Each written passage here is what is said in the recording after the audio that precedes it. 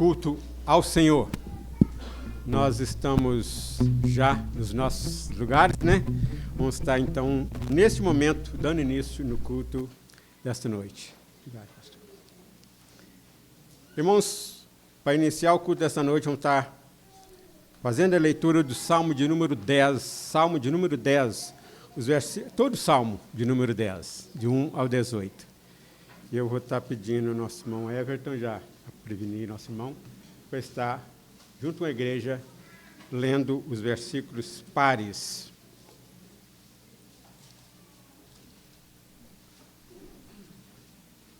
Mesmo assentado, vamos estar fazendo assim, então, a leitura da palavra do Senhor. Salmo de número 10. A derrubada dos ímpios, que é o título aqui do Salmo. Por que, Senhor, te conservas longe e te escondes nas horas de tribulação?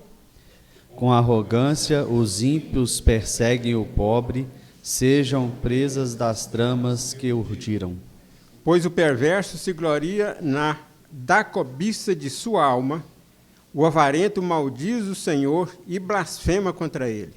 O perverso na sua soberba não investiga, que não há Deus são todas as suas cogitações. São prósperos os seus caminhos em todo o tempo, muito acima e longe dele estão os teus juízos.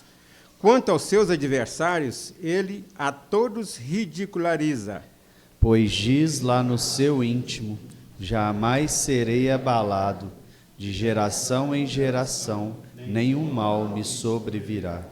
A boca ele a tem cheia de maldição, enganos e opressão. Debaixo da língua, insulto e iniquidade. Põe-se de tocaia nas vilas, trucida os inocentes, nos lugares ocultos, seus olhos espreitam o desamparado. Está ele de emboscada, como o leão na sua caverna. Está de emboscada para enlaçar o pobre, apanha-o e na sua rede o enleia. Abaixa-se, rasteja, em seu poder lhe cai os necessitados. Diz ele no seu íntimo, Deus se esqueceu, virou o rosto e não verá isto nunca. Levanta-te, Senhor, ó Deus, ergue a mão, não te esqueça dos pobres. Por que razão despreza o ímpio a Deus, dizendo no seu íntimo que Deus não se importa? Tu, porém, o tens visto, porque atentas aos trabalhos e à dor, para que os possa tomar em tuas mãos.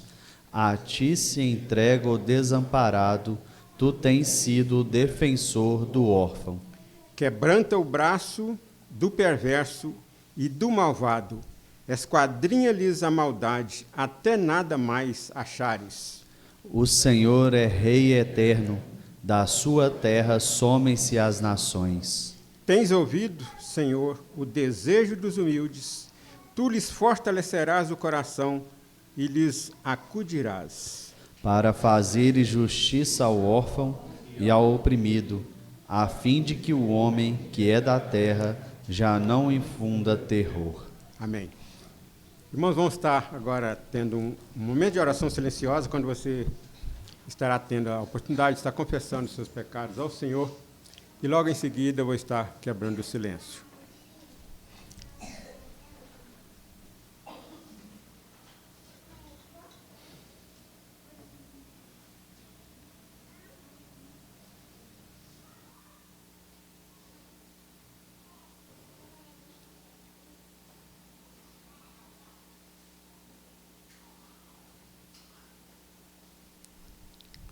Senhor nosso Deus, amado, bendito, eterno Pai que está nos céus. Pai, somos imensamente gratos por esse momento tão importante que você tem nos dado, de como igreja estamos aqui reunidos em Teu santo nome, para estarmos prestando esse culto ao Senhor. Pai, eu te agradeço por esse momento, te agradeço pela vida de cada um dos Teus servos que o Senhor trouxe aqui nessa noite, e se porventura algum esteja de caminho para que isso esteja trazendo-os em paz segundo a Tua vontade.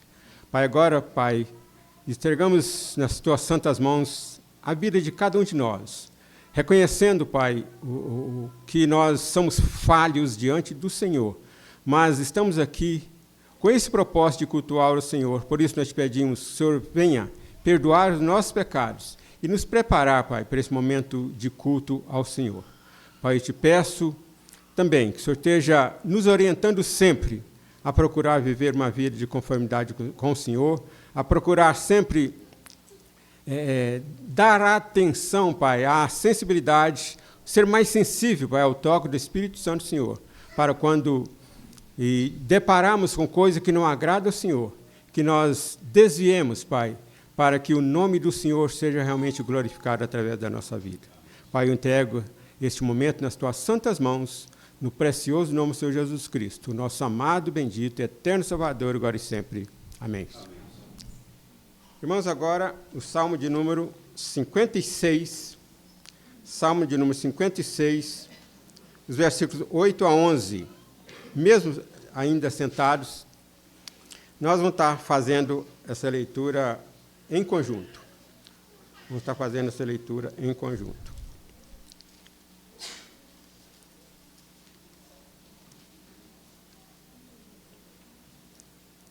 Salmo de número 56, versículo de 8 a 11. Leamos assim a palavra do Senhor. Contastes os meus passos quando sofri perseguições, recolhestes as minhas lágrimas no teu odre, não estão escritas no teu livro? No dia em que eu te invocar, baterão em retirada os meus inimigos, bem sei isto, que Deus é por mim. Em Deus, cuja palavra eu louvo, no Senhor, cuja palavra eu louvo. Neste Deus ponho a minha confiança e nada temerei. Que me podes fazer o homem? Muito bem, que o Senhor esteja aplicando já a leitura da tua palavra nos nossos corações. Irmãos, agora vamos estar cantando o hino de número 102 de nossos hinários, O Céu com Cristo, hino de número 102, nossos irmãos do grupo de música estará dirigindo a igreja.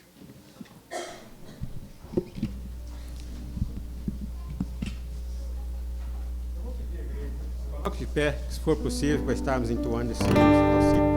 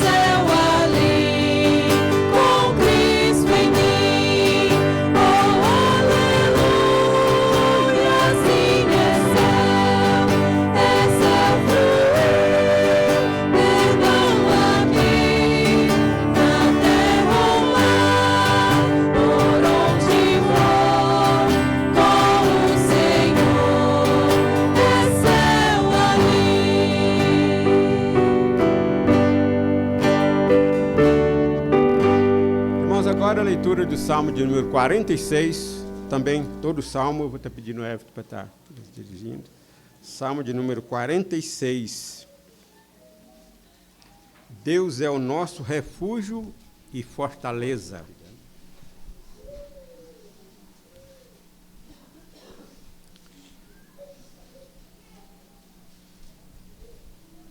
Após o estudo, a leitura do Salmo, eu vou pedir ao nosso irmão Gessi, para uma oração de adoração e louvor ao nosso Deus. Vamos estar então lendo o Salmo de número 46. Lemos: Deus é o nosso refúgio e fortaleza, socorro bem presente nas tribulações. Portanto, não temeremos, ainda que a terra se transtorne e os montes se abalem no seio dos mares. Ainda que as águas tumultuem e espumejem, e na sua fúria os montes se estremeçam. Há um rio cujas correntes alegram a cidade de Deus, o santuário das moradas do Altíssimo. Deus está no meio dela, jamais será abalada. Deus ajudará desde a antemanhã. Bramam nações, reinos se abalam. Ele faz ouvir a sua voz e a terra se dissolve. O Senhor dos exércitos está conosco. O Deus de Jacó é o nosso refúgio. Vinde, contemplai as obras do Senhor, que assolações efetuou na terra. Ele põe termo à guerra até os confins do mundo, quebra o arco e despedaça a lança, queima os carros no fogo. Aquietai-vos e sabei que eu sou Deus, sou exaltado entre as nações, sou exaltado na terra. Todos juntos, irmão. O Senhor dos exércitos está conosco, o Deus de Jacó é o nosso refúgio. Amém. Que privilégio, irmãos, ter o Deus de Jacó. Olha, o Deus dos exércitos está conosco, o Deus de Jacó é o nosso refúgio. Nosso irmão Gessi vai estar orando uma oração de adoração e louvor ao nosso Deus.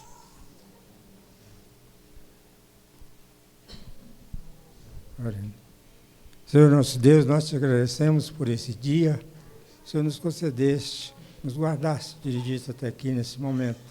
Agradecemos, Senhor, porque o teu povo está reunido na tua presença para junto louvar e glorificar o nome do Senhor. Dá-lhe a direção do seu Santo Espírito para que esse culto seja realmente o culto a partir dos nossos corações, que nós possamos fazer esse Espírito em verdade. Louvamos o Senhor, porque o Senhor é grande, Deus maravilhoso, um Deus que perdoa nossas falhas, nossos pecados, Deus que nos conduz a cada dia em triunfo. Sabemos que somos nada diante do Senhor, da grandeza do Senhor. Por isso, ó Deus, o teu povo está reunido aqui nesta noite, para louvar e agradecer o nome do Senhor. Abre nossas mentes, corações, cada pessoa que adentrou esse tempo nesta noite, para que nós possamos, ó Deus, sentir sempre a tua presença conosco. E ajuda-nos a viver uma vida que seja do agrado do Senhor, que nós possamos transmitir isso através do nosso ser, do nosso falar, do nosso testemunho diante desse mundo tão conturbado. Pedimos a Deus a tua orientação, que orienta a tua igreja, para que a igreja seja fortalecida pelo Senhor, para assim fugirmos daquilo que não é do teu agrado. E ajuda-nos a entender a tua palavra, guardar os nossos corações para não pecar contra o Senhor. Nós oramos agradecidos em nome de Jesus. Amém. Amém. Mas vou pedir a igreja que continue de pé agora, né, que os nossos irmãos do grupo de música vai estar dirigindo a igreja nos louvores. E nesse momento, nossos irmãos estão com a oportunidade de estar trazendo seus dízimos e suas ofertas no segundo cântico.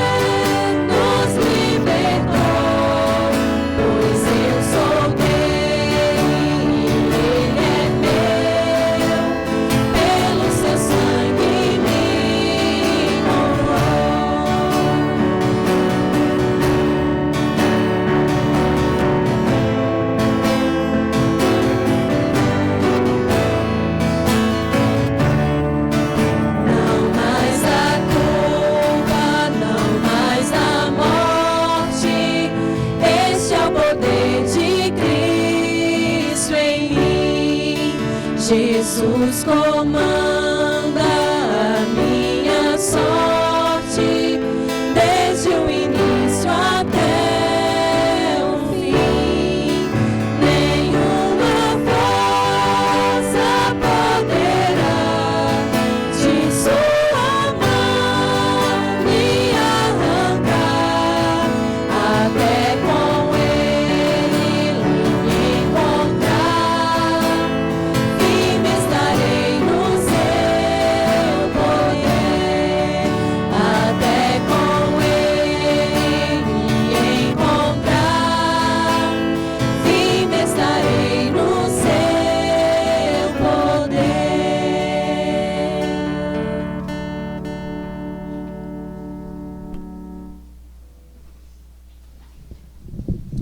Oremos, irmãos. Senhor, graças te damos por mais uma vez estarmos na tua casa. Graças te damos, Pai, pelos recursos que o Senhor nos dá. Graças te damos pelo trabalho, pela saúde, pela energia e vitalidade que o Senhor nos dá, Pai. Nós somos gratos a Ti por essas coisas e pelo sustento. Que nunca nos falte, Senhor, nos nossos lares. E se porventura algum dia faltar, que a igreja do Senhor, aqui no Vale, possa suprir, Senhor, essas necessidades. Que nós possamos, Senhor, sermos solidários com os de casa e também com os de fora. Que nunca nos falte, e te agradecemos por todos os recursos entrados, Senhor, aqui no gasofilácio hoje e também na conta, Senhor, durante o decorrer da semana. Continue, Senhor, abençoando o conselho e a junta, Senhor, ao administrar, ao recolher os dízimos e ofertas. Mais uma vez te agradecemos, em nome de Jesus. Amém.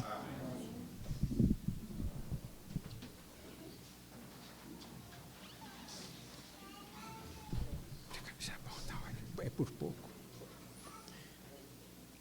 Muito bem, irmãos. Vamos estar agora, então, fazendo a leitura da pergunta e também a resposta de número 166 do nosso Catecismo Maior de Westminster.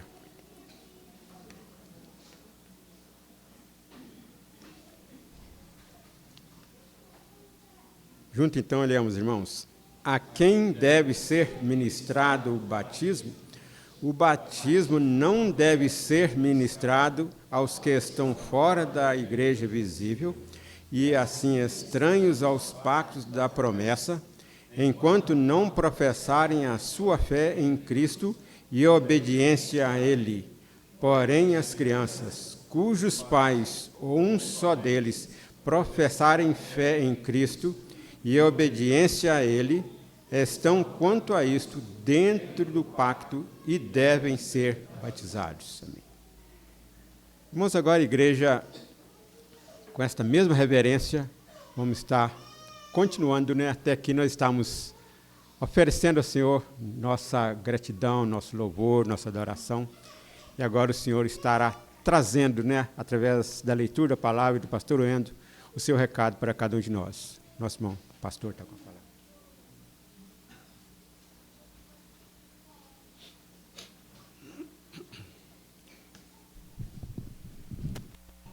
Boa noite, meus irmãos. A graça do Senhor esteja presente em cada coração. Quero convidar os irmãos para abrirmos juntos o Evangelho, conforme nos escreveu Mateus.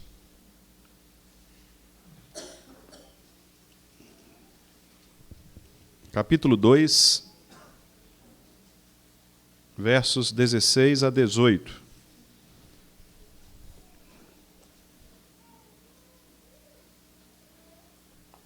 Mateus, capítulo 2, versos 16 a 18.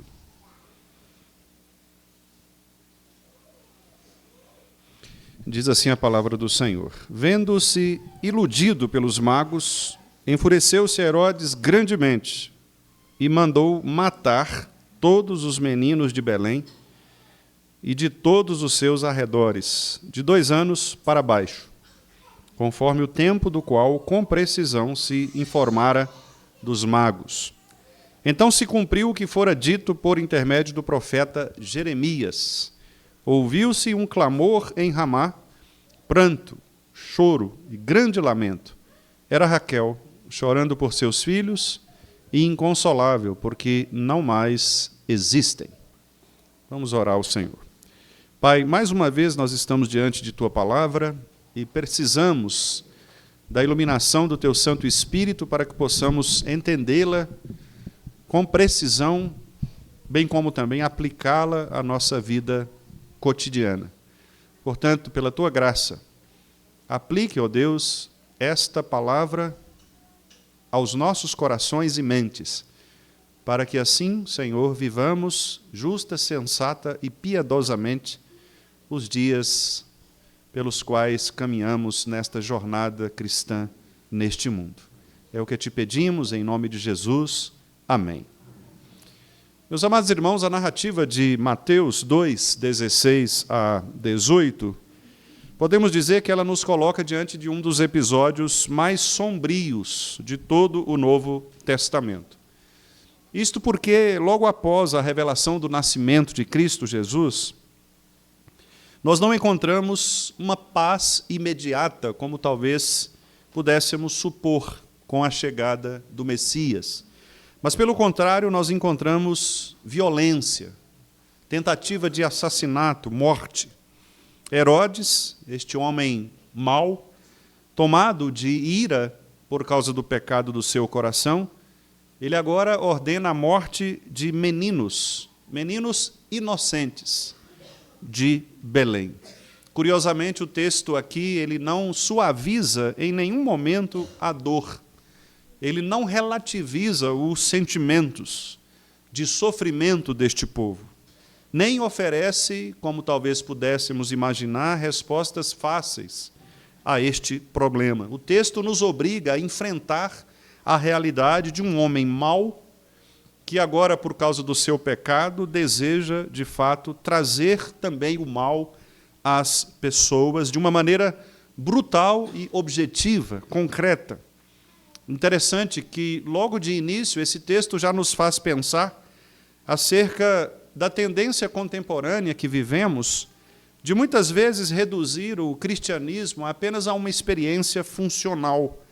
Porque a nossa cultura, como sabemos, e temos falado aqui insistentemente, marcada pelo pragmatismo evangélico, onde muitas vezes a verdade da palavra é medida simplesmente por causa de resultados, o texto de Mateus 2 revela que o agir de Deus, ele não se submete às expectativas humanas de conforto, de sucesso, não demonstra em nenhum momento algum tipo de resultado positivo que aquele povo pudesse esperar com a chegada do Messias.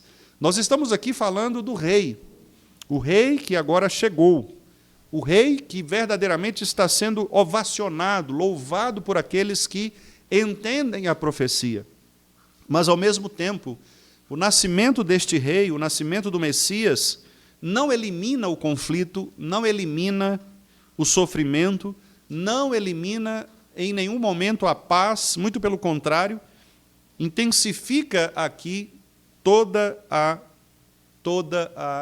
forma pecaminosa, maléfica de o homem se comportar diante da palavra e da presença de Cristo Jesus. Eu quero dizer, então, com apenas uma frase, que a chegada de Cristo, ou a presença de Cristo, expõe de maneira clara a realidade do mal.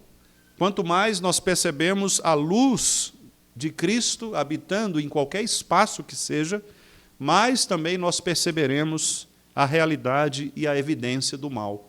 É por isso que quando as igrejas elas passam por reformas profundas, elas quase sempre também veem crescer, juntamente com as reformas, o mal. Os ímpios que se levantam para atingir a verdade. Os ímpios que se levantam para desconstruir a verdade do Evangelho. É natural que, quando a verdade ela penetra o coração do ser humano e penetra a cultura, é natural que as sujeiras e a podridão desta cultura também apareçam. É muito fácil de ilustrarmos isto. Imagine você num ambiente escuro e agora você acende a luz. Ou você está num ambiente muito escuro e você acende apenas um pequeno feixe de fogo, de luz, um facho de luz, você perceberá como ao seu redor aquela realidade ela é exposta. Muitas vezes nós usamos luzes fortes para perceber problemas, para perceber aqueles que se escondem nas trevas. As trevas são o lugar onde a impiedade se esconde. Mas a verdade de Cristo, que é a luz, ela ilumina todo lugar, e por isso a verdade, ela agora também expõe a realidade do mal. E o que o texto está mostrando é exatamente isto. A chegada de Cristo Jesus ao mundo expõe a realidade do mal. O pecado ele se torna ainda mais evidente. A maldade do coração humano se torna ainda mais cruel. E aquilo que havia sido profetizado no Antigo Testamento, no que diz respeito à tentativa do homem de destruir o Filho de Deus, agora se torna objetivamente claro. Ao mesmo tempo, o texto também nos impede de cair num tipo de negação do sofrimento, porque aqui o texto mostra que os cristãos, desde o início, eles estão sendo ensinados a lidar com a dor, com a perseguição, com o sofrimento. Por isso, esta pregação triunfalista que a gente vê por aí nas igrejas evangélicas, que não são guiadas pela palavra, que ensinam erradamente que os crentes eles não podem sofrer ou eles são necessariamente libertos de sofrimento, a Escritura mostra por estes simples versículos que isto não é verdade, muito pelo contrário. Nós, cristãos, desde o início, estamos expostos ao sofrimento e à dor. As crianças inocentes em Belém agora estão para morrer, simplesmente porque um homem, este sim, genocida, agora resolve pôr fim à existência destas crianças, simplesmente porque ele quer atingir uma criança, o rei de todo o universo. A Escritura não trata a dor e o sofrimento como algo absurdo ou algo sem direção, sem propósito. Muito menos reduz a ideia do sofrimento e da dor a questões psíquicas, mas ela insere a dor e o sofrimento numa história muito maior, governada por Deus e que tem a ver, de fato, com a estrutura do Evangelho, que é nos colocar diante do ponto central da vida humana ou de uma escolha humana, que é a resposta à seguinte pergunta: de que lado nós estamos? Neste momento, irmãos, o texto nos coloca diante do mal. O mal que se levanta, a violência de Herodes, a realidade da oposição. Mateus afirma que Herodes se enfureceu grandemente, diz o texto na parte A do verso 16. Enfureceu-se Herodes grandemente, ao perceber que ele fora enganado pelos magos. A reação deste homem é desproporcional e absolutamente brutal. Aqui ele ordena a morte de todas as crianças do sexo masculino de até 2 anos de idade em Belém e em seus arredores. Imagine, os irmãos, o que isto significa. Não há aqui neste texto nenhum tipo de hipérbole, que seria um tipo de agigantamento proposital, talvez para evidenciar um simbolismo retórico, como se ele quisesse dizer muitas crianças. Mas o texto demonstra sangue, demonstra morte, um sofrimento real. O texto aqui ele não espiritualiza o mal, ele não minimiza o pecado deste homem. Pelo contrário, ele apresenta o pecado de Herodes na sua concretude mais absoluta. Essa reação de Herodes revela, obviamente, a natureza do coração humano ímpio, corrompido, do coração humano diante de Deus. Herodes, ele não rejeita Cristo por falta de evidências, mas ele rejeita Cristo em razão da ameaça à sua autoridade, à sua autonomia. Herodes compreende corretamente que o nascimento de Cristo implicaria necessariamente a queda do seu próprio governo, do seu próprio reinado. Portanto, é uma briga de poder. Ele não queria absolutamente deixar o trono. Ele não vislumbrou a possibilidade de ceder o seu trono ao verdadeiro rei. Então, a sua resposta foi eliminar o seu rival. E essa dinâmica, ela também ecoa no Salmo de número 2, Quando nós lemos ali o salmista também de maneira profética, apontando para o fato de que os reis da terra, eles se levantam para sufocarem, para matarem o ungido do Senhor. Veja o que diz o Salmo 2. Por que se enfurecem os gentios e os povos imaginam coisas vãs? Os reis da terra se levantam e os príncipes conspiram contra o Senhor e contra o seu ungido, dizendo: rompamos os seus laços e sacudamos de nós as suas algemas. Os irmãos percebem que desde o início a perseguição aos cristãos é algo real. A perseguição àqueles que se identificam com o reinado do Messias, do Senhor, do Deus da aliança, é uma perseguição real, objetiva. E os reis da terra, os governantes deste mundo, aqueles que são ímpios em seus corações e que, obviamente, querem se assentar no trono, eles jamais permitirão que o cristianismo avance. E eles tentarão, por todas as formas, fazendo alianças malignas uns com os outros, tentarão, de todas as maneiras, depor o verdadeiro rei, que é Cristo Jesus, do seu trono. Do ponto de vista da nossa teologia reformada, esta reação está enraizada numa das principais crenças ou dos dogmas que nós adotamos na nossa teologia, que é a doutrina da depravação total do coração humano. A ideia da doutrina da depravação total é que o pecado não afeta apenas o comportamento externo de alguém, mas o pecado arrasa definitivamente, desola completamente a disposição interna do coração. Paulo afirma isto em Romanos capítulo 1, quando ele diz que o homem não apenas ignora a verdade, mas ele sufoca a verdade. Portanto, não é somente uma questão de ignorar a presença de Deus, mas é a tentativa de matar Deus, de eliminar o Filho de Deus. O problema, então, é um problema moral.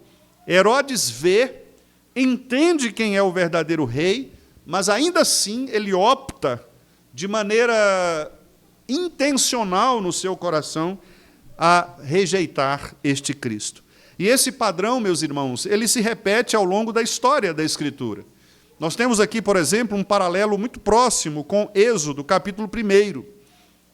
Faraó, naquele momento, ao perceber o crescimento do povo de Israel, ele também ordena a morte dos meninos hebreus.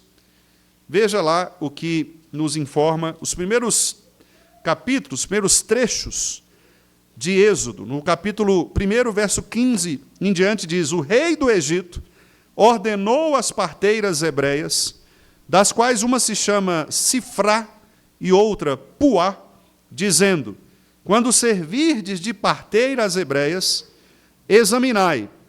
Se for menino, se for filho, matai-o. Mas se for filha, que viva. Esta é a ordem do rei do Egito.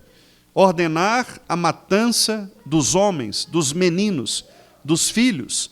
Portanto, nós percebemos que, em ambos os casos, o poder humano tenta aqui suprimir a verdade, tentando impedir o nascimento de Jesus Cristo e o seu ministério, tentando impedir o agir redentor de Deus na história, tentando frustrar os planos de Deus conforme os seus decretos eternos.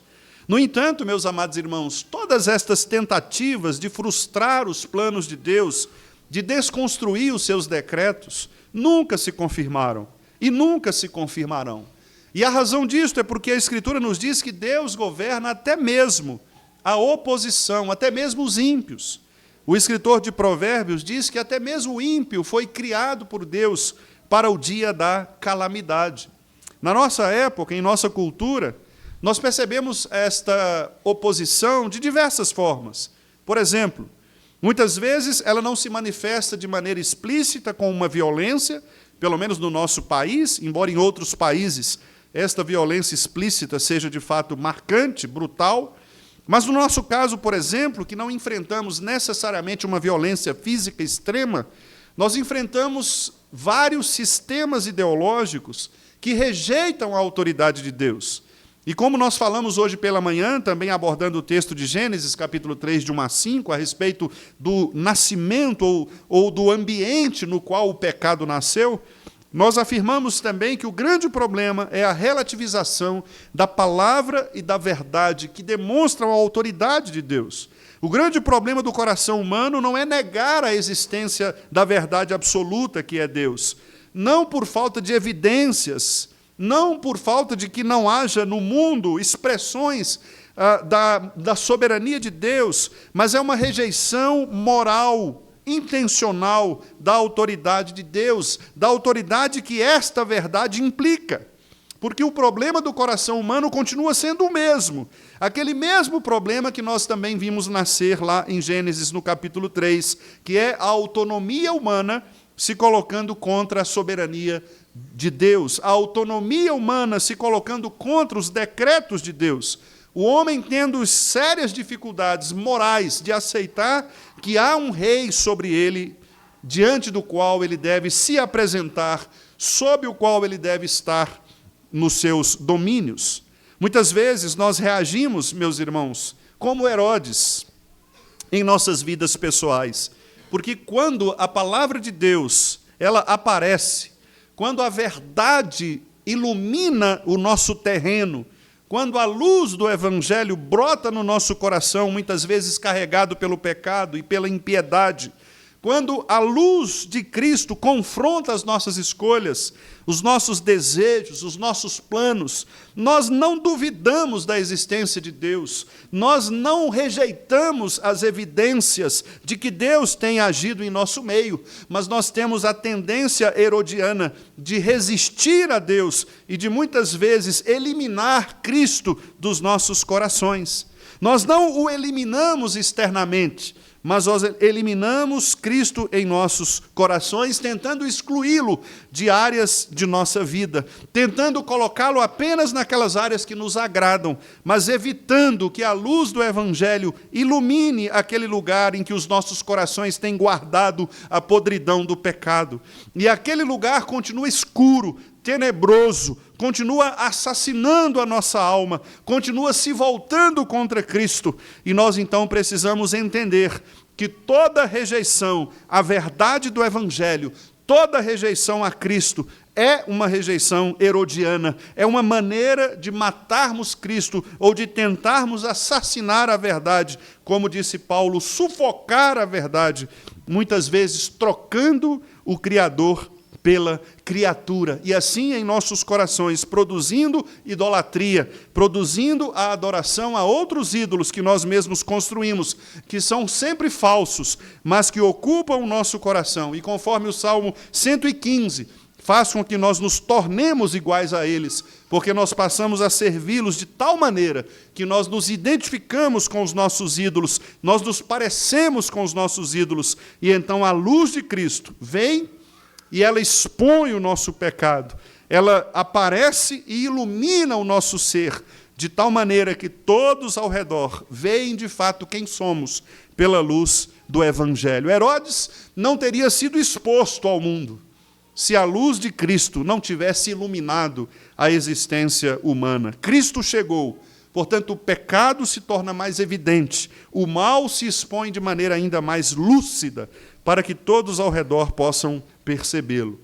Mas esse texto também apresenta uma conexão muito forte, muito interessante com o Antigo Testamento, num massacre que é citado em Jeremias, capítulo 31, verso 15. O profeta Jeremias, lá no seu capítulo 31, menciona um clamor que foi ouvido em Ramá, pranto, grande lamento, de Raquel, que chorava por causa dos seus filhos. O texto de Jeremias, capítulo 31, é um texto impactante também. E ele diz assim: assim diz o Senhor, ouviu-se em um clamor em Ramá, pranto e grande lamento. Era Raquel chorando por seus filhos e inconsolável por causa deles, porque já não existem. Assim diz o Senhor: reprime a tua voz de choro e as lágrimas de teus olhos, porque há recompensa para as tuas obras, diz o Senhor. Pois os teus filhos voltarão da terra do inimigo. Há esperança para o teu futuro, diz o Senhor, porque teus filhos voltarão para os seus territórios. Aqui, o evangelista Mateus, ele descreve o evento, mas ele faz mais do que isso. Ele insere este evento da tradição profética de Israel no seu texto, associando a salvação que Deus promoveria para aqueles que, de fato, ele escolheu antes dos tempos eternos. Os sofrimentos das mães de Belém, por causa da matança sob ordem de Herodes, é colocado aqui em continuidade com o sofrimento do povo de Israel no exílio. Raquel, como nós sabemos, pela história de Israel, era uma figura matriarcal muito importante. Raquel tornou-se aqui, neste caso, símbolo de lamento coletivo. O choro de Raquel representa a dor de um povo inteiro que perdeu seus filhos, perdeu a sua terra e perdeu a sua segurança, perdeu a sua cultura, perdeu tudo, poderíamos dizer. E ao aplicar esse texto aqui ao massacre, Mateus agora afirma que a dor presente neste povo, na época de Jesus, não era uma dor isolada. Mateus conecta de maneira muito interessante os dois testamentos, mostrando que esta dor causada, infligida por Herodes, é a mesma dor que o povo de Israel sofria quando os perseguidores iam contra eles. É a mesma dor que Israel sofreu quando Faraó ordenou a matança dos filhos das hebreias. É a mesma dor que agora Raquel sente também por causa do exílio. Ou seja, nós estamos conectados com o povo de Deus ao longo de toda a história. De maneira que o sofrimento cristão não é um sofrimento de uma época apenas. Não se reduz simplesmente às perseguições causadas pelos diversos momentos da nossa história, como, por exemplo, causada no comunismo russo, em que muitos cristãos morreram. Não somente como aqueles causados pelos países como a Nigéria, países islâmicos, países comunistas, que matam os crentes, que perseguem os crentes, em que milhares de cristãos são mortos anualmente. Não apenas nestes momentos históricos, não apenas no massacre da Segunda Guerra Mundial, quando aqueles 6 milhões de judeus morreram sob as mãos de Hitler e de todo o seu aparato científico, acadêmico, que pensava construir uma nação única, unificada em torno do sonho de um homem, que, assim como Herodes, ordenou a morte também de milhares de pessoas. Não. A morte e a perseguição não se reduz apenas a estes momentos. A morte e a perseguição aos cristãos é uma marca, de fato, historicamente construída ao longo de toda a existência da vida da igreja cristã, da igreja que nasce em Israel e que solidifica em Cristo. E é por isso, meus irmãos, que essa perspectiva ela é profunda para nós. Porque nós cristãos, como eu disse, muitas vezes, em razão do pragmatismo religioso e das falsas teologias, como a da prosperidade, como a triunfalista e tantas outras, nós tentamos, muitas vezes, evitar o lamento e o sofrimento, substituindo por esta linguagem pecaminosa do triunfalismo, de que o crente não pode sofrer, de que o sofrimento é ausência de fé, ou de quaisquer outros mantras que estas pessoas têm, infelizmente, influenciado nossa cultura. Mas a Escritura diz que o choro do cristão ele é legítimo. Não precisa um pastor dizer para você que você pode chorar. A Bíblia diz isto. A Bíblia diz que o choro do cristão é legítimo. O choro do cristão é legítimo quando Deus mesmo disse que nós passamos pela vida, contemplamos a existência ao nosso redor e percebemos que nós estamos sofrendo por sermos cristãos. Talvez nós não estejamos sofrendo um sofrimento imediato, claro, objetivo, mas nós sofremos somente pelo fato de ser cristãos, porque nós precisamos lidar com a fragilidade do ser humano, com os pecados. Sabe quando você tem um problema de relacionamento na sua casa, com a sua esposa, com o seu esposo, com os seus filhos? Este sofrimento que você tem na sua casa por causa de um relacionamento quebrado, ele é causado pelo pecado e você só consegue percebê-lo porque você é um cristão. Nós sofremos por causa do pecado. Nós sofremos porque o pecado roubou de nós a moral intencional de fazermos aquilo que é a vontade de Deus. E agora nós lutamos internamente contra estas duas vontades que nos carregam. Porque se por um lado nós fomos regenerados e a graça de Deus nos faz viver conforme a palavra dele, há em nós ainda o pecado remanescente que puxa a corda do outro lado e que muitas vezes nos faz resistir à vontade do Senhor. E nós lamentamos por isto, nós choramos por isto. Nós choramos porque gostaríamos de fazer o que é certo, mas não fazemos. Nós choramos porque gostaríamos de ter a palavra certa na hora certa, mas não temos, e muitas vezes quebramos relacionamentos por causa do mau uso dos nossos lábios.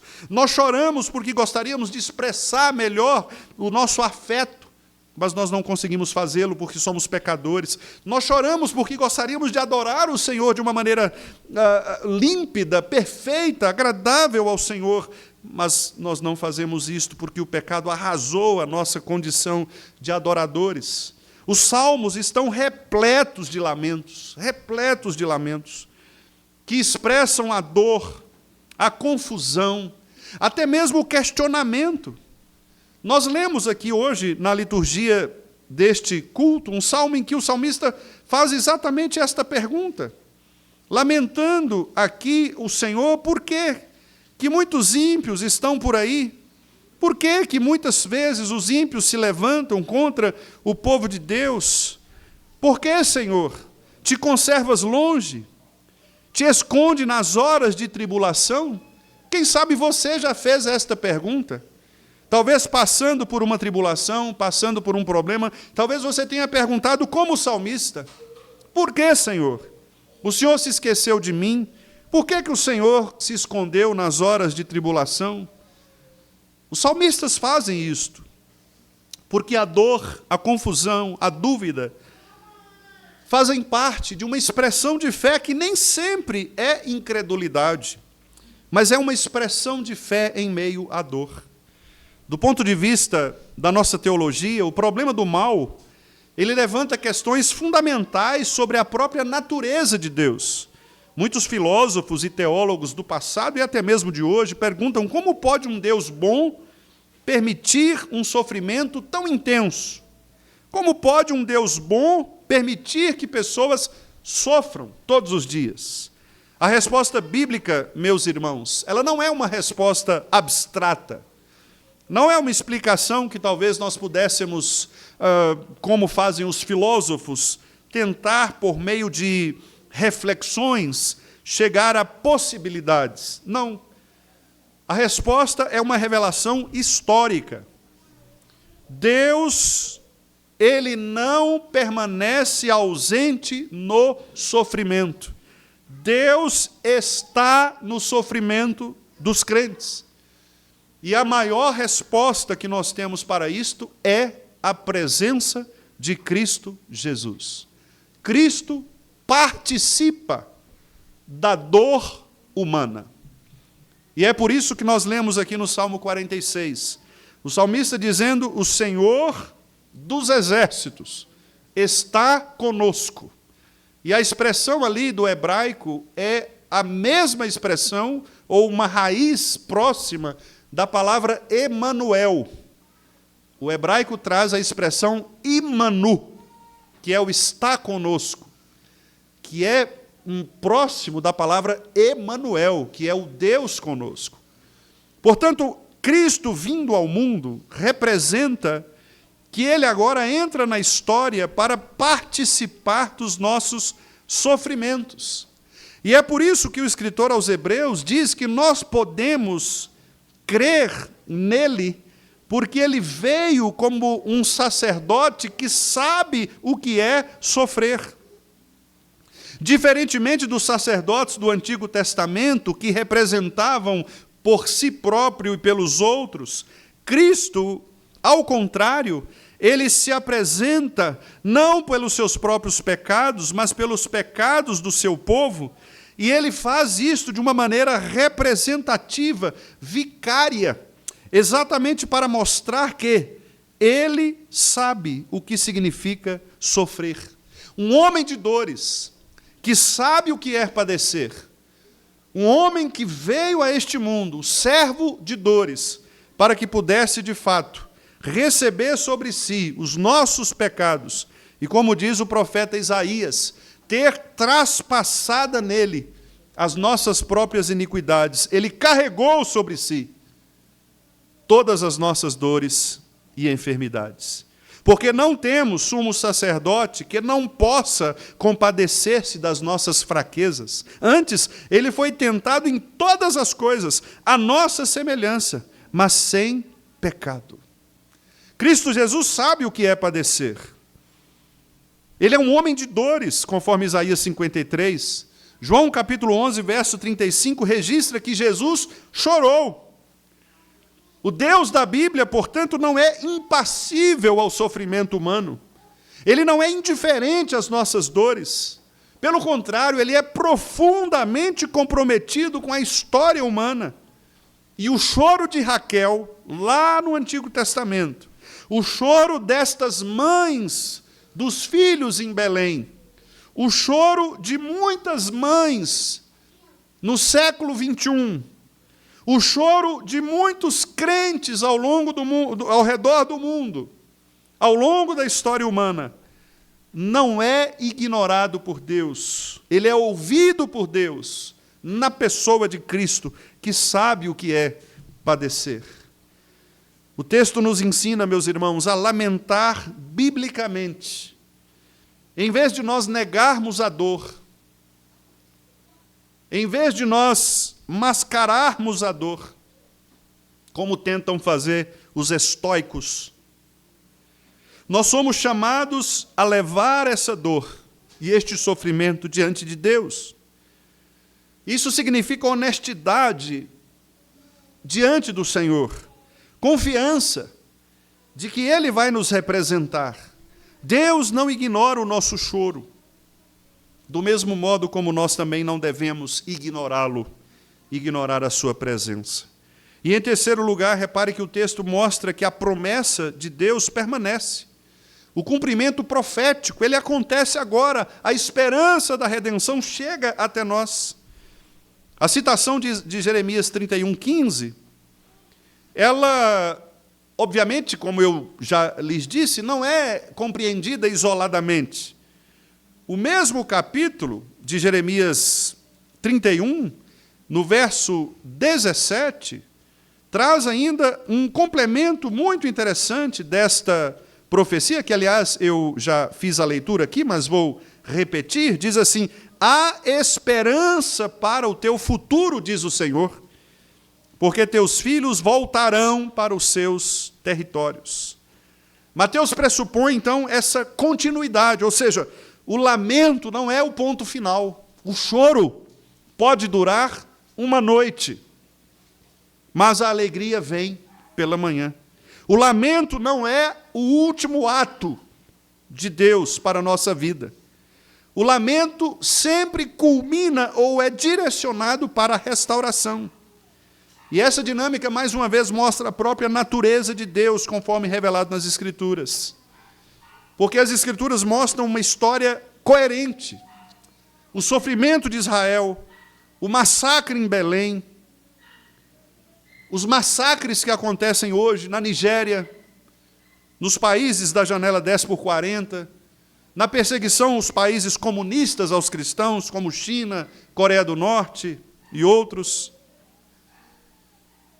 mostram que estes eventos eles não estão desconectados, mas, pelo contrário, em Cristo, todos estes eventos encontram a sua história redentiva. A promessa de Deus em Cristo, de que um dia esta dor cessará.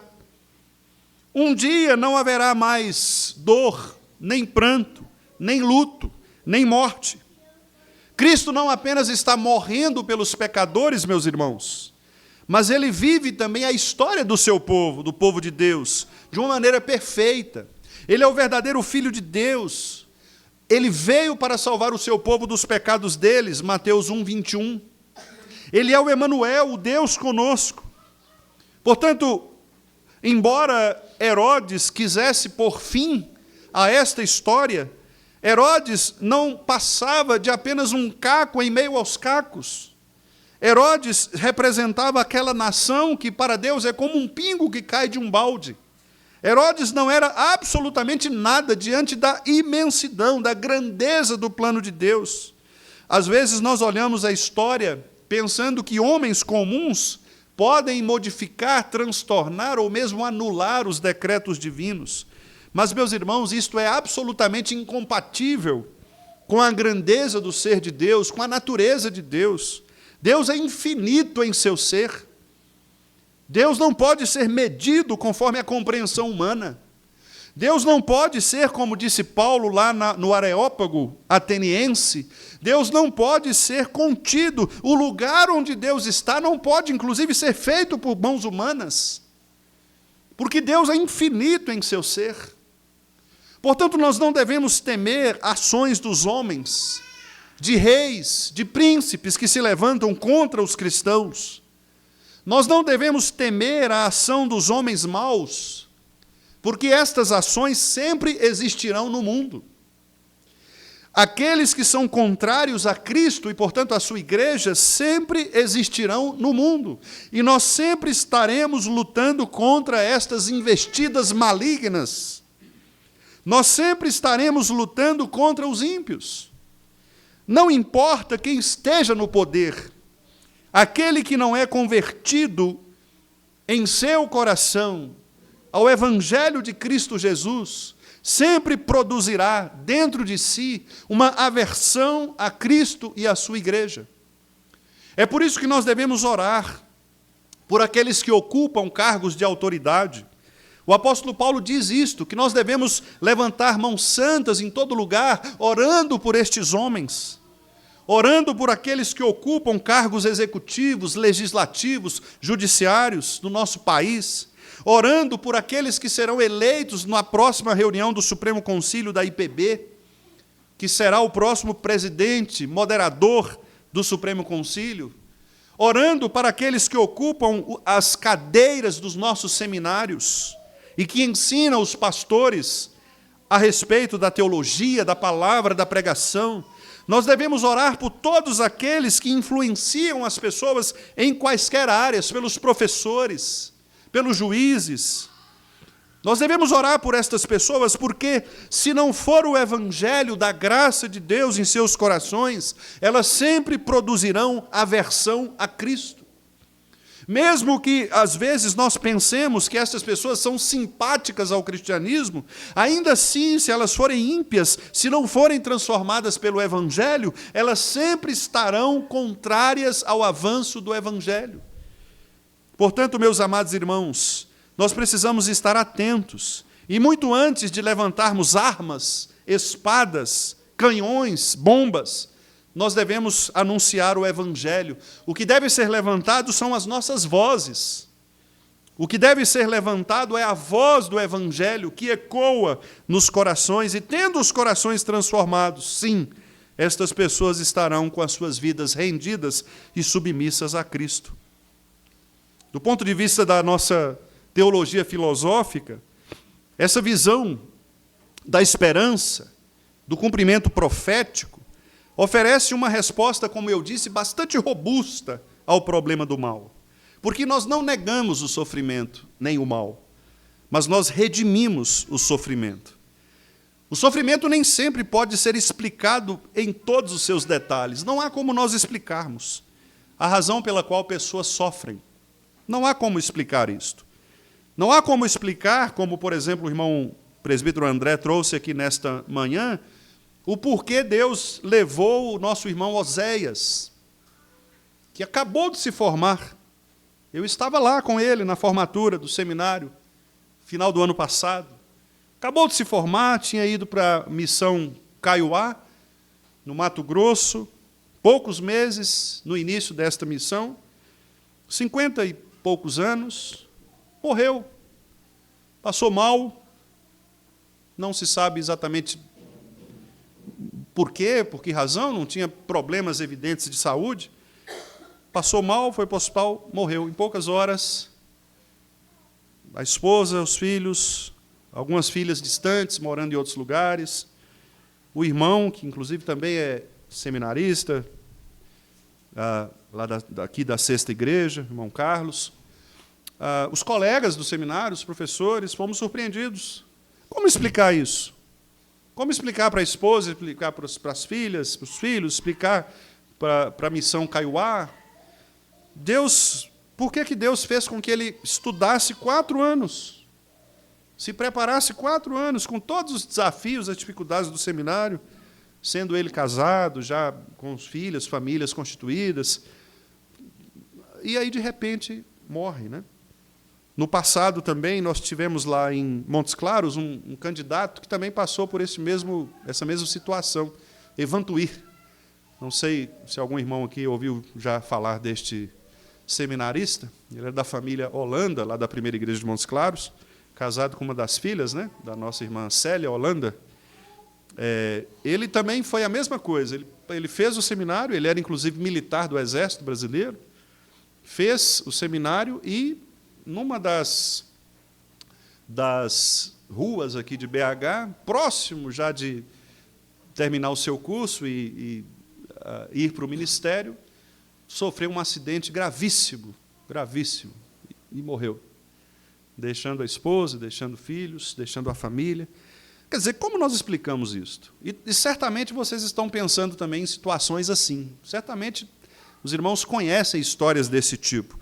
Bom, nós não precisamos ter explicações, não precisamos ter detalhes, porque um dos problemas que nós temos, muitas vezes, é tentar explicar tudo a respeito de Deus, nos esquecendo que nós somos finitos, somos limitadíssimos no que diz respeito ao conhecimento de Deus. Nós só temos a autoridade de dizer o que Deus revela na Escritura. Deus não revela na Escritura o porquê Ele quis levar um irmão que acabou de se formar no seminário. Nós resumimos tudo isso dizendo, para a glória de Deus. É a única resposta que nós temos. Porque Paulo diz em Romanos 8, 28, todas as coisas cooperam para o bem daqueles que amam a Deus. Isto é verdade. Agora, como cooperam, não sabemos. Não sabemos. E talvez nunca saberemos.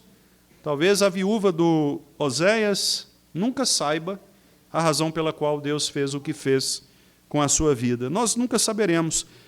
E não é de nossa competência tentar descobrir, porque o próprio Cristo diz que muitas coisas que Ele faz agora nós só vamos descobrir depois. Temos a expectativa de que no céu, talvez, como passaremos toda a eternidade, teremos um relativo tempo para conversarmos com as pessoas a respeito de tudo isso, e quem sabe lá descobriremos os detalhes, embora eu pense que não estaremos mais preocupados com isso, porque estaremos diante da face do Senhor. Mas é interessante que essa esperança ela não é abstrata aqui, ela é uma esperança escatológica. Apocalipse 21, 4, irmãos, nos diz algo muito interessante. Eu gostaria que você abrisse esse texto. Apocalipse 21, 4. Eu gostaria que nós lêssemos juntos este texto, para, inclusive, encaminharmos para a conclusão. É um texto conhecido nosso, eu citei aqui brevemente, mas gostaria que nós todos lêssemos. Vamos ler o 3 e o 4. Apocalipse 21, 3 e 4. Vamos ler juntos? Então, ouvi grande voz vinda do trono, dizendo: Eis o tabernáculo de Deus com os homens. Deus habitará com eles. Eles serão povos de Deus, e Deus mesmo estará com eles. E lhes enxugará dos olhos toda lágrima, e a morte já não existirá. Já não haverá luto, nem pranto, nem dor, porque as primeiras coisas passaram. Mateus 2, 16 a 18, então, nos conduz por um caminho muito difícil, o caminho da perseguição. o caminho de morte. Muitas mães choraram naqueles dias. Muitas pessoas ficaram sem compreender a ação de Herodes. Muitos, talvez até mesmo ao seu redor, não entendiam a maldade do coração deste homem. Mateus nos mostra o mal como uma realidade, nos mostra o sofrimento profundo, mas, ao mesmo tempo, queridos, nos mostra também a esperança. O texto aqui ele não vai nos oferecer respostas fáceis, mas ele vai revelar claramente esse Deus que governa, que dispõe todas as coisas das suas criaturas e as ações delas para a sua glória. Então, diante disso, o que devemos fazer? Eu penso que a lição que nós extraímos daqui é a confiança absoluta na palavra do Senhor. Nós somos chamados a confiar não nas circunstâncias, mas na palavra do Senhor. Deste Senhor que conduz a história conforme o conselho secreto de sua vontade. Nós não estamos recebendo promessas de ausências de dor, nós não estamos recebendo promessas de que não teremos sofrimentos, que não seremos perseguidos, que não viveremos pobrezas, doenças, que não teremos relacionamentos quebrados, que não teremos filhos desviados. Nós não estamos recebendo nenhuma destas promessas. Mas nós estamos recebendo uma promessa. Eis que estou convosco, todos os dias, até a consumação dos séculos. Ele é o Emanuel, Deus conosco. Se temos de perder família, bens, prazer, se tudo acabar, nós estaremos com Ele. Esta é a promessa. E é nisto que nós devemos fazer com que os nossos corações não só confessem, mas vivenciem de maneira real, absoluta, sabendo que nós estamos nas mãos daquele que governa e que redime todas as coisas. Que Ele nos abençoe, meus irmãos, em nome de Jesus. Nós vamos passar a ministração da ceia do Senhor, e como de costume, quero convidar os nossos irmãos presbíteros que venham à frente, por gentileza. Enquanto os irmãos do conselho vêm à frente, eu quero apenas lembrar aquilo que está escrito em Marcos, capítulo 14, quando, naquela noite, enquanto comiam, tomou Jesus um pão, abençoando-o, partiu e lhes deu, dizendo: tomai, isto é o meu corpo.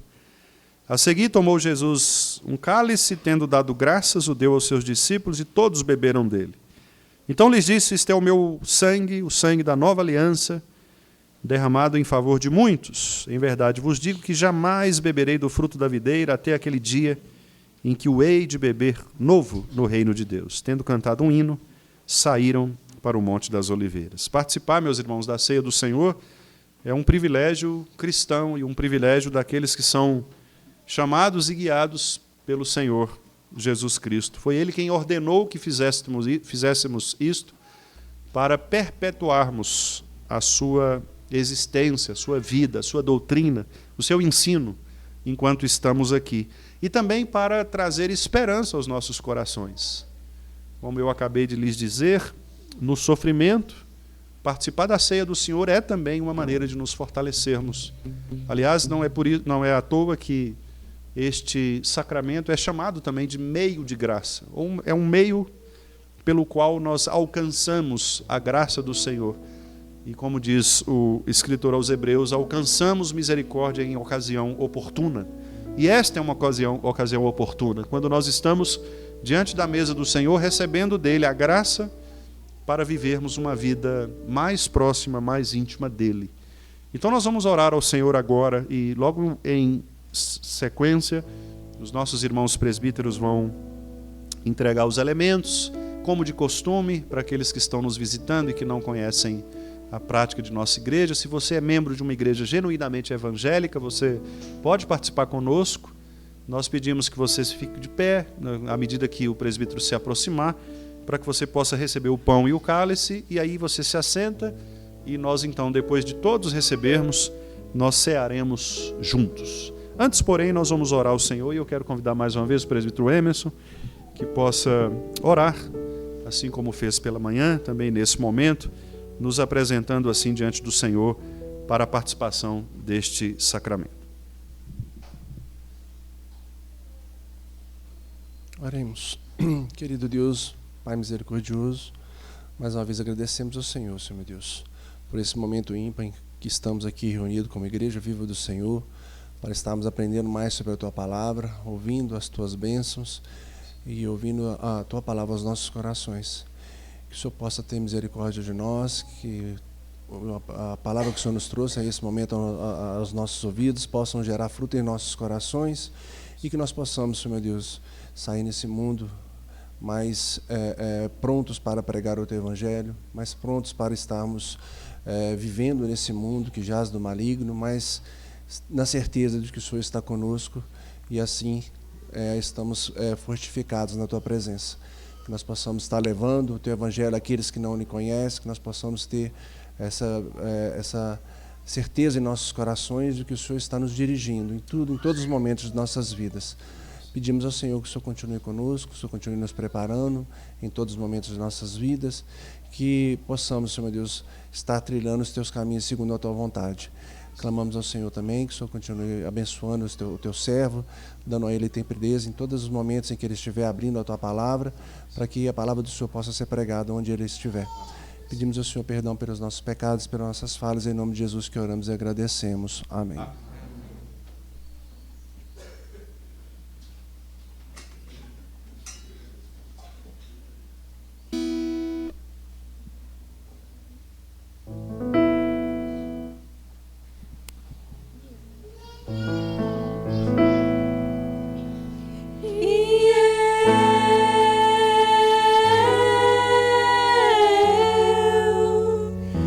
Eu nada sou sem ti.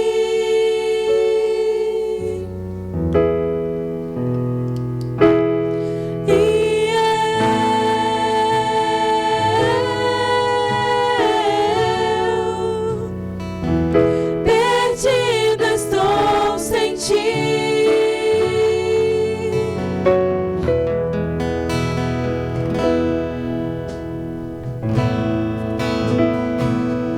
Este é o meu respirar.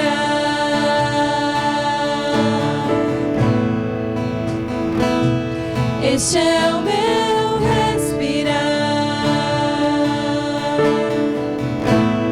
Teu Santo Espírito vivendo em mim.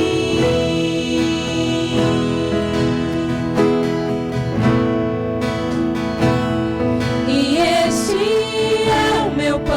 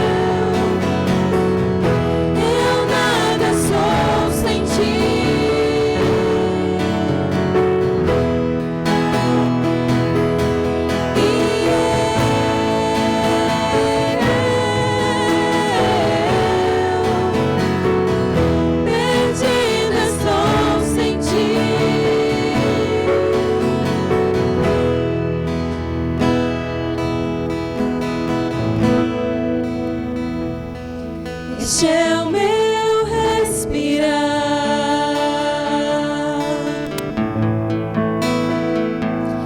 Este é o meu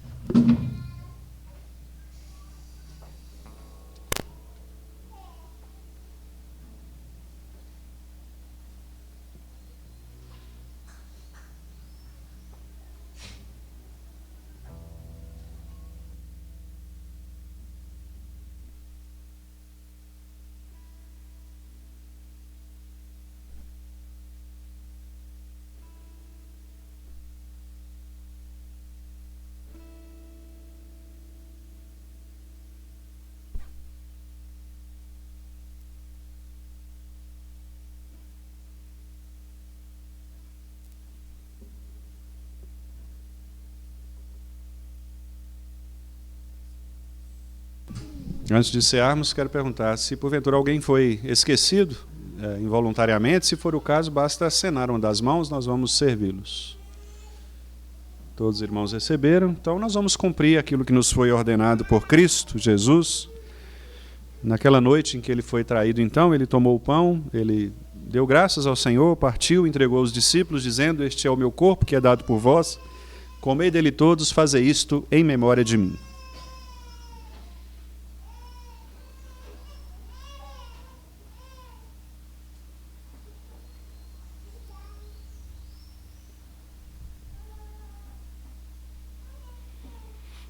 Por semelhante modo, o Senhor Jesus tomou o cálice, dizendo: este cálice é a nova aliança no meu sangue, bebei dele todos, fazei isto em memória de mim, até que eu venha.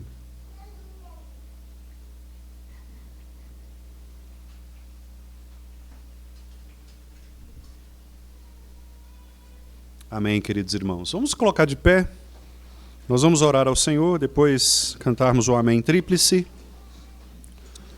e em seguida os irmãos estarão assentados, nós teremos algumas breves avisos e recomendações. Oremos ao Senhor. Pai Santo, muito obrigado pelo privilégio, pela oportunidade que o Senhor nos deu de estarmos juntos aqui mais uma vez na casa do Senhor para adorarmos o Teu santo nome.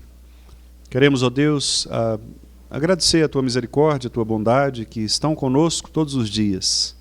Agradecer pela vitória que recebemos em Cristo Jesus e agradecermos sobretudo porque a presença de Cristo conosco faz ou torna de fato o nosso lugar um lugar sagrado, um lugar santo.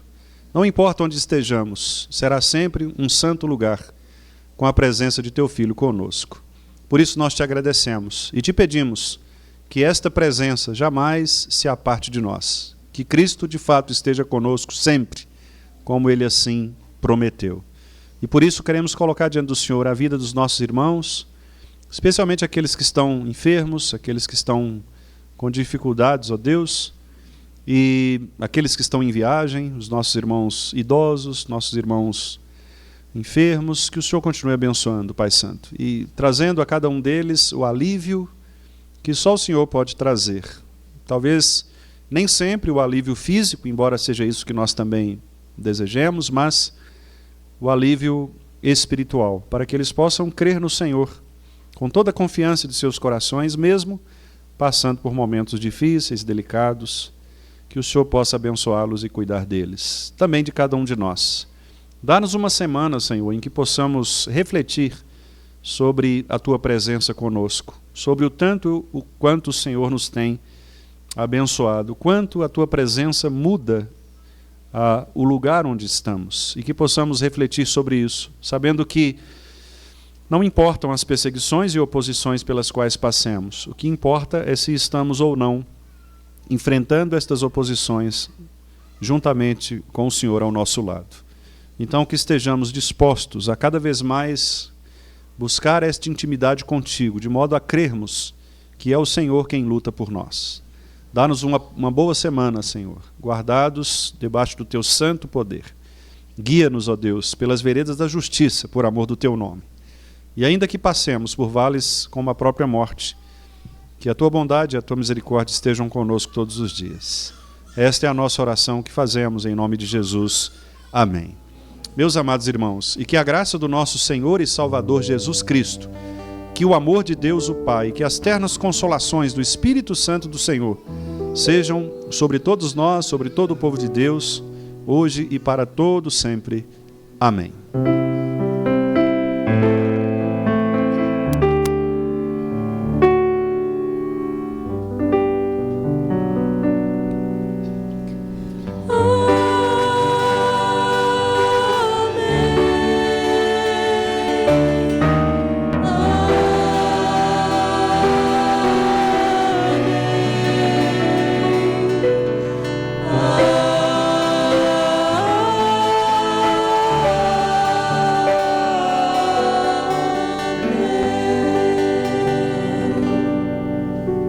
Os irmãos podem se assentar.